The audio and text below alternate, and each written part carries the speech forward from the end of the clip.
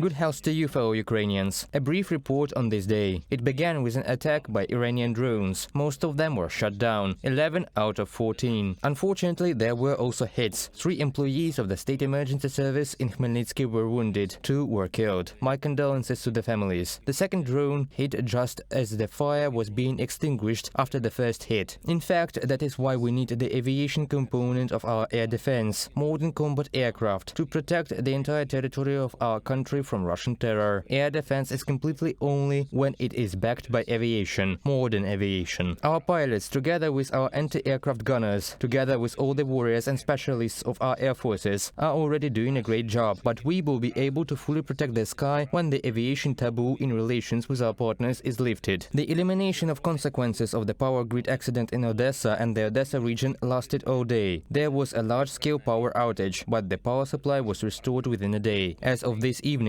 all critical infrastructure and the vast majority of consumers have electricity. I am grateful to all power engineers and repair crews who ensured a quick result. Ukraine demonstrated and will continue to demonstrate that our resilience is higher than anyone's expectations. I held several meetings with representatives of the government and security agencies. In particular, a meeting with the head of the Security Service of Ukraine, Vasyl Maluk. We discussed current issues and our steps to protect the state in the near future. We will not leave any chance to any internal threats, just as we don't leave it to external ones. Of course, I'm constantly in touch with our commanders. Special attention to the situation in the east, of course in the Donetsk region. Bakhmut direction. The situation is getting more and more difficult. The enemy is constantly destroying everything that can be used to protect our positions, to gain a foothold and ensure defense. Our warriors defending the Bakhmut sector are real heroes. I am grateful to each and every person who is heroically holding this direction and other directions in Donbass. I thank each and everyone who helps our warriors and does everything to ensure that our defenders have as many weapons, long-range weapons, powerful weapons as possible. The US Secretary of Treasury paid a visit to Kyiv. I sent her for the vital financial support for our country. We discussed our current cooperation, both at the level between Ukraine and the United States and at the level of global financial institutions, including the IMF. We discussed the needs for reconstruction in Ukraine and the restoration of justice for our people and the entire free world, which means launching a real mechanism of compensation for the damage caused by this war, compensation at the cost of Russian assets. This is not an easy task, but fulfilling it and directing Russian assets to compensate for the war damage will be one of the most powerful hits of the free world against this aggression and against any aggression in general. I think a format for compensation will be found, and Russia will pay for its war in every sense. Glory to each and everyone who is now fighting for Ukraine. Thank you to everyone who helps. May the memory of all those whose lives were taken by Russian terror be eternal. Glory to Ukraine.